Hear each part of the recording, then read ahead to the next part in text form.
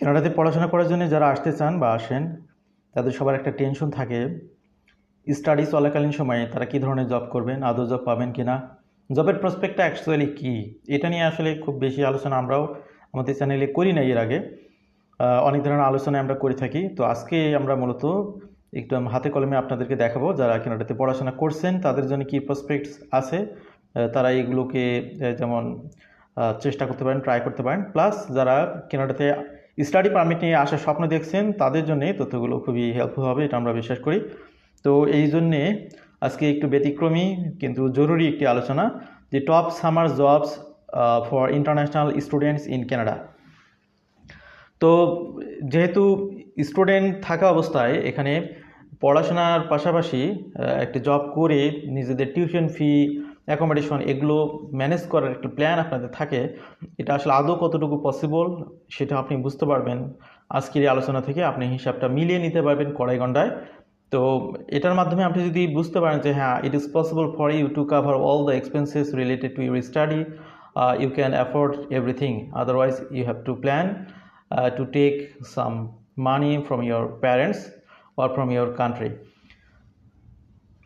International students in Canada have a variety of choices when it comes to work options in the country, many of which can pay quite well. তো এখানে actually স্টুডেন্টদের capacity, সামর্থ্যের আলোকে অনেক কিছু নির্ভর করবে।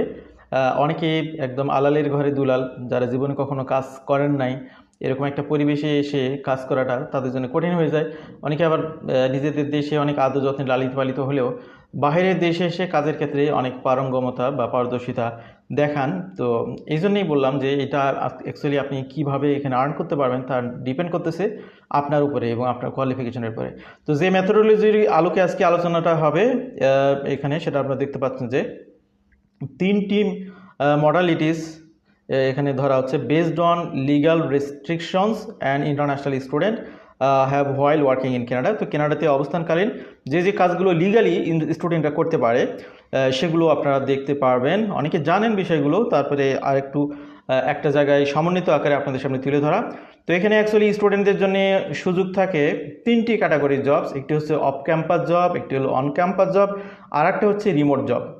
তো রিমোট জবের মধ্যে আবার 2টি ভাগ আছে। একটি হচ্ছে রিমোট জব আপনি করতেছেন, সেই জবের জন্য এমপ্লয়ার বা যাদের জন্য করতেছেন তারা হতে পারে ইনসাইড কানাডা, আবার হতে পারে তারা আউটসাইড কানাডা।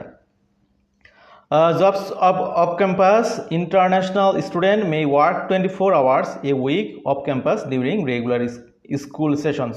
তো ক্লাস চলাকালীন সময় তো আপনার 24 আওয়ার জব করতে পারবেন। 24